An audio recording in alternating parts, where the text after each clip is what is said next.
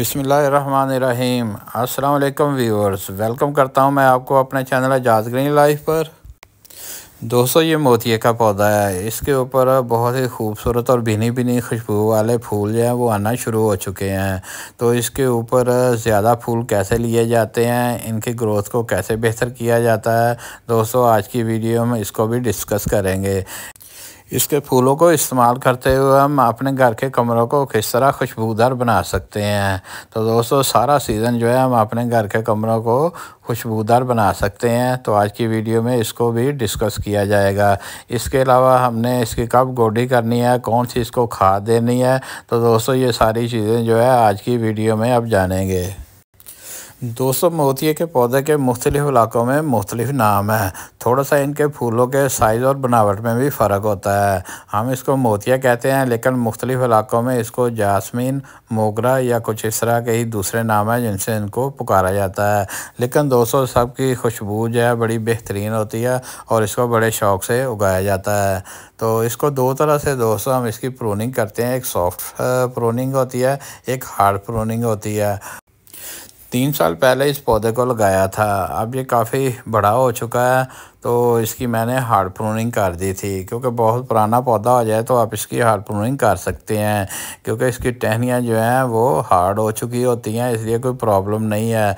तो इसको जब सीज़न शुरू हो रहा हो तो उस वक़्त इसकी हार्ड प्रूनिंग कर देते हैं और उसके बाद इस पर नई शाखें जो हैं वो आना शुरू हो जाती हैं। तो ये देखें, ये मैंने हार्ड प्रूनिंग की थी, तो अब इसके ऊपर नई शाखें जो हैं वो आना शुरू हो चुकी हैं। तो जितनी ज़्यादा पौधे के ऊपर नई शाखें आएंगी, उतने ज़्यादा पौधे के ऊपर ज़्यादा फूल खिलेंगे।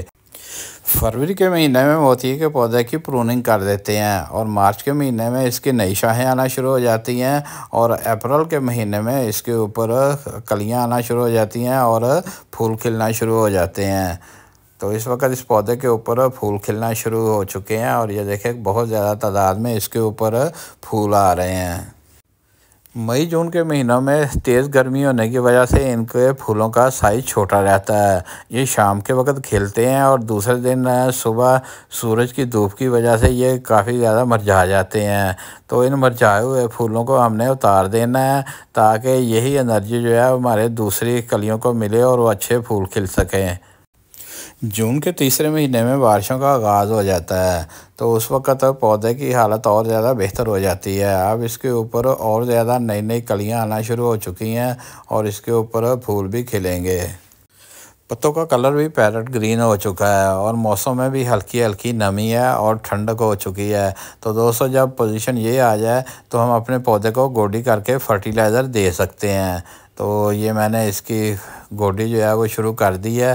बरसात के मौसम में दोस्तों फंगस भी आ जाती है मिट्टी के ऊपर, तो हमने इस लिहाज से भी इसकी गोडी लाजमी करनी है, ताकि पौधे की फंगस ख़त्म हो जाए। गोडी करने से फंगस जो है बिल्कुल ख़त्म हो जाती है।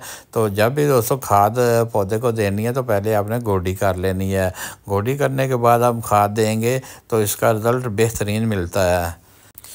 गोडी करने से पौधे का रूट सिस्टम मजबूत हो जाता है। रूट सिस्टम जितना मजबूत होगा, पौधे के ऊपर उतनी ही ज़्यादा शाखें आएंगी और जितनी ज़्यादा शाखें आएंगी उतनी ज़्यादा इनके ऊपर कलियां भी आएंगी और फूल खिलेंगे। दोस्तों, एक पुरानी कहावत मशहूर है, जितनी गोडी उतनी डोडी। तो इस कहावत को मद्देनज़र रखते हुए दोस्तों हमने हर 15 दिन के बाद अपने मोतिये के पौधे को गोडी लाजमी करनी है।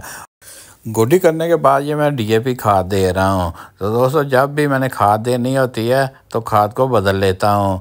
तो मुख्तलिफ़ वीडियोस मैंने पहले भी अपलोड की हुई हैं, तो उसमें मैंने बताया हुआ है कि कौन कौन सी खादें जो है आप इस मोतिये के पौधे को दे सकते हैं।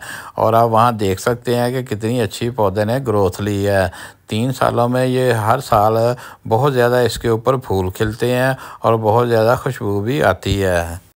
खाद डालने के बाद आपने इसको खुरपे के साथ अच्छी तरह मिक्स कर देना है, ताकि एक अच्छा रिज़ल्ट मिल सके। मई जून के महीने में जो फूल खिलते हैं, तेज़ गर्मी की वजह से उनका साइज़ छोटा था, लेकिन अब जुलाई का महीना और बारिशें शुरू हो चुकी हैं और मौसम काफ़ी बेहतर हो चुका है। तो अब पौधे की ग्रोथ जो है वो भी बेहतरीन हो जाएगी और इसके अलावा इसके ऊपर जो फूल खिलेंगे उनका साइज़ जो है उन फूलों की निस्बत ज़्यादा बड़ा होगा और उसमें खूबसूरती भी आएगी। एक हफ्ते के बाद पौधों के ऊपर काफ़ी ज़्यादा फूल खिल चुके हैं और जिस तरह पौधे की ग्रोथ और बेहतर होती जाएगी, इस तरह इसके ऊपर और ज़्यादा फूल खिलना शुरू हो जाएंगे। मोतिये की पौधे की नॉर्मली लाइफ एक दिन की ही है। ये शाम के वक्त खिलते हैं और सारी रात खिले रहते हैं और हर तरफ इनकी खुशबू जो है वो फैलती रहती है। लेकिन उसके बाद दूसरे दिन ये सूरज की रोशनी में मुरझाना शुरू हो जाते हैं, खुश्क हो जाते हैं और अगले दिन रात को दोबारा नए फूल खिलते हैं, क्योंकि इनके ऊपर बहुत ज़्यादा कलियाँ आती रहती हैं और बहुत ज़्यादा फूल खिलते रहते हैं। दोस्तों, एक दिन की बजाय आप मोतिये के फूलों की लाइफ को 3 से 4 दिन तक कर सकते हैं या इससे भी ज़्यादा हो सकती है। तो इसके साथ साथ आप अपने घर के कमरों को भी खुशबूदार बना सकते हैं, क्योंकि मोतिये के फूल बड़ी बेहतरीन भीनी भीनी खुशबू होती है और हर कोई इसको पसंद करता है। तो इसके लिए दोस्तों, आपके पौधे के ऊपर जितने भी फूल खिल चुके हैं, आपने सुबह के वक्त इनको उतार लेना है।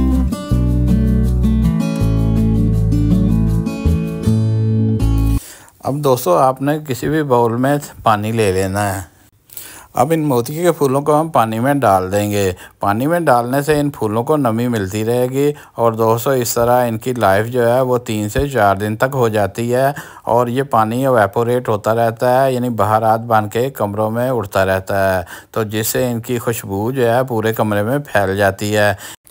बाउल को मज़ीद खूबसूरत बनाने के लिए दोस्तों, आप दूसरे फूलों का भी इस्तेमाल कर सकते हैं। तो ये मेरे पास इस वक्त सदाबहार के फूल हैं, तो ये इन फूलों को भी मैं इस बाउल में डाल दूंगा, जिससे इस बाउल की खूबसूरती जो है वो मज़ीद बढ़ जाएगी।